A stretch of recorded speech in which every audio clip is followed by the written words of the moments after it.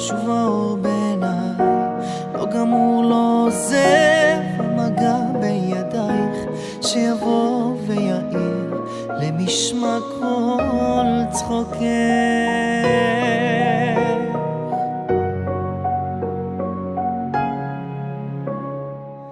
ממעמקים קראתי אלייך, בואי אליי, ירח מאיר את דרכך שוב אליי, נפרסו ונמסו מול מגע של ידייך, באוזנייך לוחש שואל.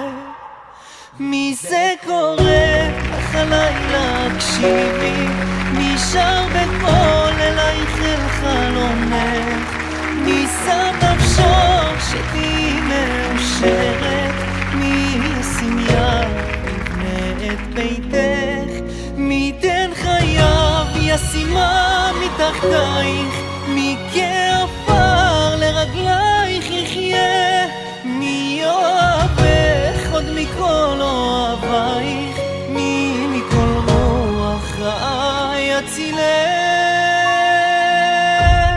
ממעמקים.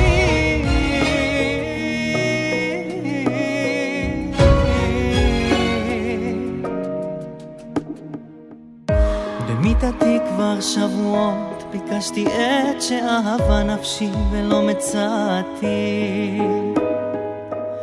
חיפשתי בין כל רחובות העיר עמוסה שקרים הזאת ולא מצאתי,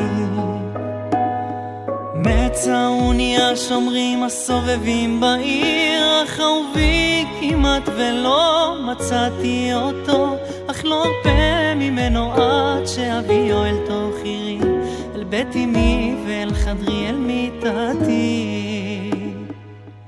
הנך יפה רעייתי ושפתותייך חודשני, שינייך לבנות כמו אור הלבנה, מי זאת עולה מן המדבר מארץ רחוקה, נישאת על כנף ציפור גדולה הגיעה לביתי. הנך יפה רעייתי, אני נגנב משתי עינייך ששורפות אותי אש הלהבה, מי זאת עולה מן המדבר מארץ רחוקה, נישאת על כנף ציפור גדולה הגיעה לביתי.